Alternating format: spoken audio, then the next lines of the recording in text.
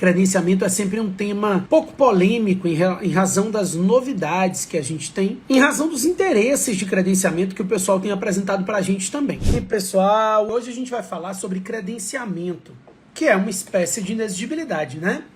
Já volto, mas o tema hoje é esse. Entender que o artigo 74 inclui o credenciamento como uma das hipóteses de inexigibilidade, entender o que é o credenciamento na nova lei de licitação, né? Credenciamento é sempre um tema pouco polêmico em razão das novidades que a gente tem, em razão dos interesses de credenciamento que o pessoal tem apresentado para a gente também. E quando a gente vai tratar de credenciamento, uma coisa de antemão a gente precisa ter cuidado. O artigo 74, ele inclui o credenciamento como uma das hipóteses de inexigibilidade de licitação, porque conceitualmente o credenciamento é uma espécie de inexigibilidade, né? Afinal de contas, o credenciamento ele ocorre quando há contratações não excludentes, então não há competição. E por não haver competição, a gente pode considerar o credenciamento como hipótese de inexigibilidade em termos conceituais. No que diz respeito ao procedimento, procedimentalmente, o credenciamento é um procedimento auxiliar, regulamentado no artigo 79. Então ele entra como inexigibilidade, nos termos do artigo 74, mas o procedimento dele é um procedimento auxiliar, em que vai se publicar um edital de chamamento público. Pois é, o credenciamento pode ser utilizado em 3 situações. Eu vou falar de uma. Vou falar da hipótese de credenciamento mais comum, que é o credenciamento para contratações não excludentes. É o clássico credenciamento que nós temos aí para médico, credenciamento de clínicas, credenciamento na área de saúde principalmente, mas a gente também tem credenciamentos para escolha de credenciamento de artista, de leiloeiro, de corretores, enfim, são muitos, né?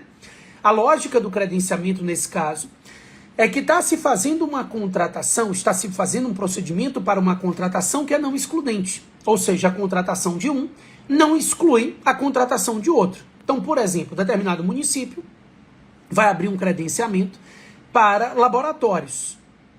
Então, a Secretaria de Saúde quer credenciar laboratórios para atender na área de saúde.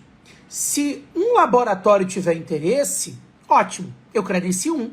Se 10 tiverem interesse, melhor ainda, eu credencio os 10, né? Então, a lógica do credenciamento é essa.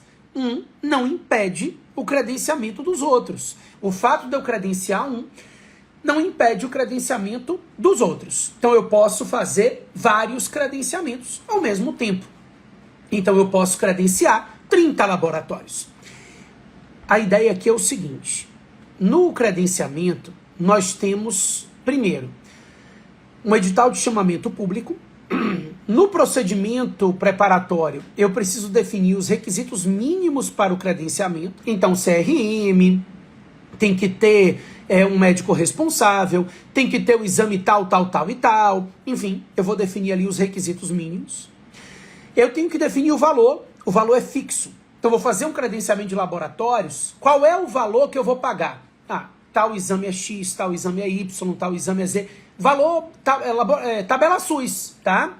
Laboratório, normalmente se utiliza, no caso de laboratório, a tabela SUS, né? Porque eles ganham muito no volume. Clínicas, normalmente tem que haver complementação da tabela SUS, que ela está muito defasada, né? Mas enfim, seja a tabela SUS ou haja complementação, o valor é fixo. E eu tenho que definir também qual é o critério que eu vou utilizar para dividir o objeto, que tem que ser um critério objetivo. A divisão não tem que ser idêntica.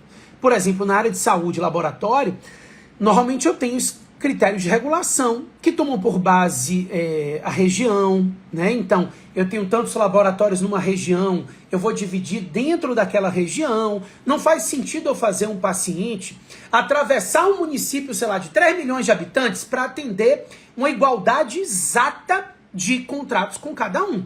Então, não é necessariamente uma divisão exatamente igual, não é uma divisão irmãmente, né? O que eu preciso é estabelecer um critério objetivo. Não pode haver nenhum tipo de seleção. O critério de divisão do serviço tem que ser objetivamente posto no edital. Então, eu estabeleço critérios objetivos para que essa divisão aconteça. Essa é a lógica, tá? Então, no credenciamento, aí o edital é aberto e todos aqueles que aceitarem o valor X estarão credenciados. O credenciamento não tem prazo. O contrato que vai decorrer do credenciamento tem prazo. Então eu assino um contrato por 1 ano, mas o credenciamento continua aberto. E aí, se aparecerem novos interessados, eles podem apresentar a documentação e vão esperar lá o momento em que eu vou assinar novos contratos. Eu já aviso quando é que vai ser feito um novo contrato e deixo o credenciamento aberto para que os interessados em firmar os novos contratos se apresentem aqui durante a vigência do credenciamento. Então, como você vê, não há competição no credenciamento, por isso que ele é tratado conceitualmente como hipótese de inexigibilidade. Hoje vem se admitindo o credenciamento de saúde complementar, né? Que é aquele credenciamento de médicos para plantão. Isso tem sido aceito pelo Tribunal de Contas, dada a dificuldade de prover cargos de concurso público para esse tipo de atividade. Então, no fim das contas, isso vem sendo aceito pelos órgãos de controle estaduais, o credenciamento para a saúde complementar, tá bom? Espero vocês.